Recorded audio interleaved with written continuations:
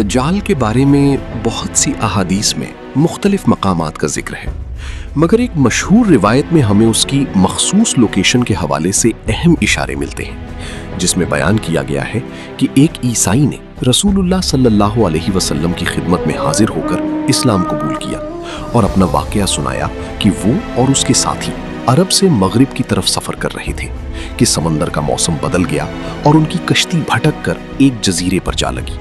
जहां उन्हें एक अजीब मखलूक मिली जो गंजी मगर पूरे जिस्म पर बालों वाली थी, जिसने उन्हें एक मंदिर की तरफ भेजा जहां उन्होंने एक जंजीर में बंधे हुए शख्स को देखा, जिसने उनसे 3 सवाल किए। खजूर के दरख्तों के बारे में, जिस पर उन्होंने बताया कि वहां फल हैं, तो उसने कहा बहुत जल्द खत्म हो जाएंगे। बैतुल मक़दस के पानी के बारे में, जिस पर उन्होंने कहा पानी मौजूद है, तो उसने कहा अनकरीब खुश्क हो जाएगा। और नबी करीम सल्लल्लाहु अलैहि वसल्लम के बारे में, जिस पर उन्होंने बताया कि आप मक्का से मदीना हिजरत फरमा चुके हैं, तो उस कैदी ने कहा कि वो जल्द आजाद होकर सारी दुनिया में फैल जाएगा। सिवाय मदीना के, जिस पर रसूलुल्लाह सल्लल्लाहु अलैहि वसल्लम ने मौजूद लोगों को मुखातिब करते हुए फरमाया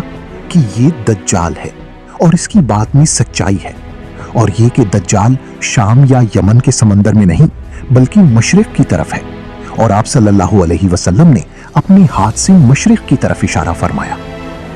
अब अगर मदीना के मशरिक में बहीराए अरब के 4 बड़े जजीरों लक्षद्वीप यानी भारत, सोकोत्रा यानी यमन,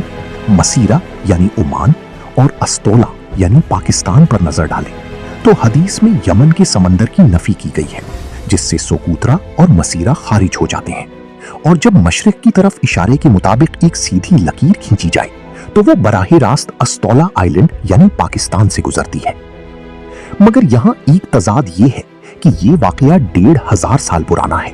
हाँ, जबकि इस जजीरे पर मौजूद काली माता का मंदिर, जो हिंदुओं की एक खौफनाक और जिस्म पर बालों वाली देवी का है, सिर्फ 40-50 साल पुराना है, ना कि 2000 साल पुराना।